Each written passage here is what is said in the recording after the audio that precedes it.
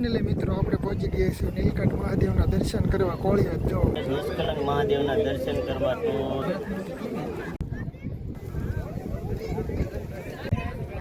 તો કેમ છો મિત્રો? મજામાં જશો તો મિત્રો આજે આપણે જવાનું છે નીલકંઠ મહાદેવના દર્શન કરવા કોળિયાદ. જો કોળિયાદ આવેલી છે 7 કિલોમીટર. જો નીલકંઠ મહાદેવના દર્શન કરાવશું તો વિડીયોમાં છેલ્લે સુધી બનાવી. ચાલો જઈએ નીલકંઠ મહાદેવના દર્શન કરવા કોળિયાદ. તો આવી રીતનું છે, આવેલી 7 કિલોમીટરનું અંતર છે. જો દેખાય ને આવી રીત છે. જો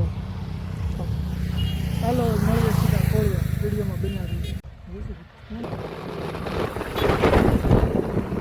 ફાઇનલી મિત્રો આપણે પહોંચી ગયા છીએ નીલકંઠ મહાદેવના દર્શન કરવા કોળિયાદ. જો દેખાય ને અહીંયા આપણે નીલકંઠ મહાદેવના દર્શન કરવા જવાનું છે. જો આપણે પહોંચી ગયા છીએ કોળિયાદ. જો આ બાજુ વાહન પાર્કિંગ છે, કોઈ નુકસાન કરે એવું નથી. જો આવી રીતનું છે, સુવિધા સારી છે. જો આવી રીતનું છે બધું. જો પહોંચી ગયા છીએ આપણે. ચાલો જઈએ આપણે તરિયામાં નીલકંઠ મહાદેવના દર્શન કરવા. એટલે વિડીયોમાં છેલ્લે સુધી બનાવી. મહાદેવના દર્શન કરવા છે ને મિત્રો ચાલીને જવું પડે. જો એવી રીતનું છે. જો દરિયામાં થઈને જવું પડે. જો આપણે જવાનું છે તો ચાલો જઈએ મહાદેવના દર્શન કરવા. ચાલે કે વિડીયોમાં બનાવી. આવી રીતનું કાંક છે. જો આવી રીતનું ઉપર આ દરિયામાં ગારો છે. ચોમાસાનો ગારો ન આવે. અહીંયા કાંઈક એવી રીતનું છે. જો આવી રીતનું આમ ગારો થઈ જાય એટલે કે જવાય છે. જો આવી રીતના ચાલીને જવું પડે આપણે. જો આવી રીતના ભક્તોની ભીડ છે. જો દેખાય ને આવી રીતના આમ કાંઈક માણસોની ભીડ છે. આપણે જવાનું આવી રીતના કાંઈક આપણે જઈએ છીએ. આપણે ચાલીને જ જવું પડે. કોળિયાદ દરિયો છે. આવી રીતનું છે કાંઈક. જો તેડ લગન આપણે જવાનું છે દરિયામાં ચાલ્યા જઈએ છીએ. એટલે આપણે ભક્તોની એટલી ભીડ છે. આવી રીતનો ગારો થઈ જાય. ચોમાસામાં ગારો ન હોય, અત્યારે ઉનાળામાં ગારો થઈ જાય. અહીંને કાંઈક આવી રીતની માહિતી છે.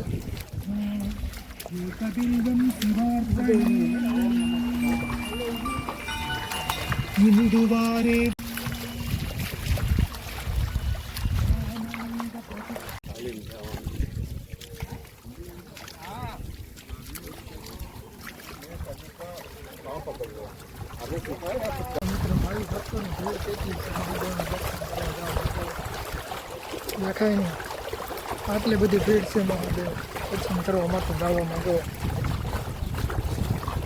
આવી ભક્તોની ભીડ તો જો તમે એકદમ ખાલી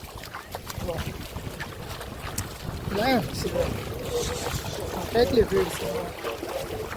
આવી રીતનું છે. આપણે વિડીયોમાં બનાવી મહાદેવના દર્શન કરવા આવીને આવી ભક્તોની ભીડ ખાલી તમે જો દેખાય ને કેટલી ભીડ છે.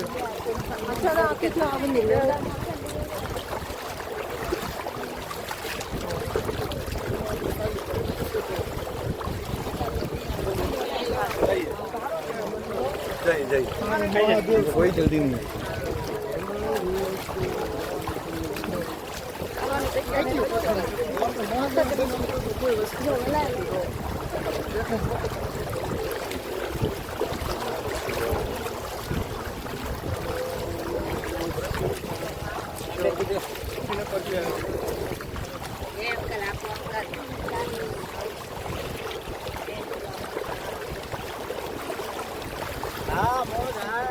હા, હર હર મહાદેવ.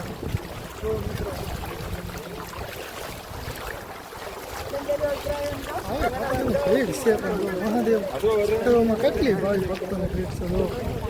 જો મિત્રો આટલું બધું ગારો. અહીંની કાંઈક એવી માન્યતા છે કે ચોમાસાનો ગારો ન હોય, ઉનાળાનો ગારો. એવી કાંઈક મહાદેવનો ચમત્કાર છે.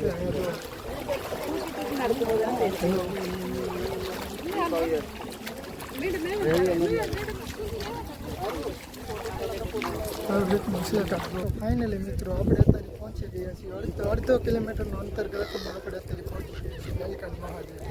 તો દેખાય ને આવી રીતના પહોંચી ગયા છીએ. એટલે ઓલા બધો માણસોની ભીડ જોવું કેટલી ભીડ છે. ચાલો મહાદેવના દર્શન કરવા જઈએ અને એનો ઇતિહાસ વિશે કાંઈક આપણે જાણીએ કે એનો ઇતિહાસ કેવો છે. તો વિડીયોમાં બના રહીએ.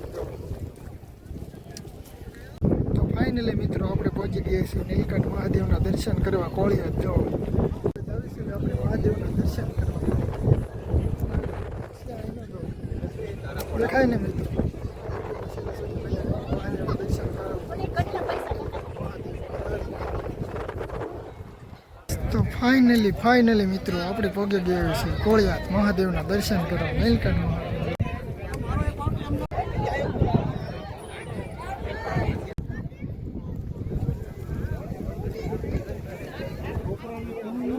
જો મિત્રો નીલકંઠ મહાદેવ શિવલિંગના દર્શન કરી લો.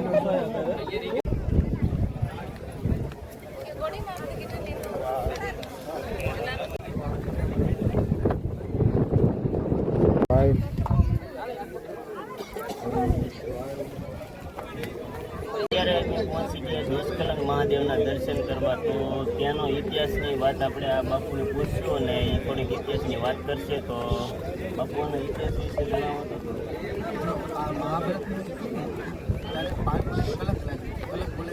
પાપ પાપ વિનાશ કરી નાખ્યો. કલંક લાગ્યો, પુત્ર કલંક લાગ્યો. કૃષ્ણ ભગવાન હતા મેન હતા.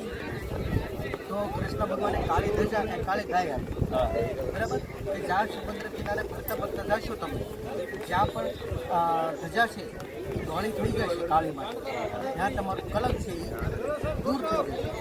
એટલે અહીંયા પવિત્ર ભૂમિ પર આવ્યા, ધજા એકદમ સફેદ થઈ ગઈ. એટલે નિષ્કલંક મહાદેવ. અહીંયા કલંક હોવાય કે પાપ છે એ મુક્ત થઈ ગયા.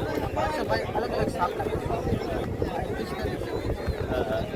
અર્જુન છે, ભીમ છે, સહદેવ, નકુલ, પાંચસો ભાઈઓ અલગ અલગ સ્થાપના કરેલી છે. કલંક ધોવા માટે કૃષ્ણ ભગવાન અહીંયા પ્રસન્ન થયા મહાદેવ કે આપણા કલંક છે એ દૂર થઈ ગયા. એટલે નિષ્કલંક મહાદેવ. કલંક છે એ દૂર થઈ ગયા. અહીંયા પવિત્ર ભૂમિ પર આવવાનું. એટલે પાંડવોના કલંક નીકળ્યા, આપણા પણ કલંક નીકળ્યા. આચાર્ય અમાસનું અહીંયા બહુ હા, દર માસે મેળો હોય. દર માસે સાચી દર માસે અને ભાદરી અમાસે મોટો મેળો 24 કલાક. હા હા ત્યારે સ્નાનનું મહત્વ વધારે હોય. એટલે દર ભાદરી અમાસે મોટો મેળો હોય. તો મિત્રો આપણે એવું જાણવાનું છે અહીંનો ઇતિહાસ. ઇતિહાસ શું છે નીલકંઠ મહાદેવ શિવલિંગનો. કેમ કે પાંચે ભાઈઓ પાંડવોની સ્થાપના છે.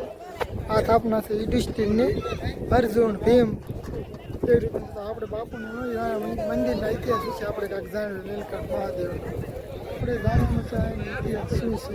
આનો ઇતિહાસ એ રીતે છે કે મહાભારતનું યુદ્ધ જીતું ને પાંડવોને કલંક લાગ્યું હતું. કૃષ્ણ ભગવાને એને કીધું હતું કે કાળી ગાયને કાળી ધજા આપી દીધી. જ્યાં ધજા લઈને નીકળો, જ્યાં તમારી ધજા છે ને ધોળી થઈ જશે ને તમે પાપમાંથી મુક્ત થઈ જશે. તો જો અહીંયા પોખતા તો પાંડવોની ધજા છે ને ધોળી થઈ ગયેલી છે. અને અહીંયા મહાદેવની સ્થાપના છે. પાંચે ભાઈઓ અલગ અલગ સ્થાપના કરી છે. આ છે યુધિષ્ઠિરની સ્થાપના, સામે અર્જુન, ભીમ, નકુલ અને સહદેવ પાંચે ભાઈની સ્થાપના છે. અને આનો ઇતિહાસ કેવી રીતનો છે કે મહાભારત યુદ્ધ થયું હતું એની વખત કેમ કે પોતાના ભાઈને માર્યા હતા એટલે કલ્યાણ લાગ્યું હતું.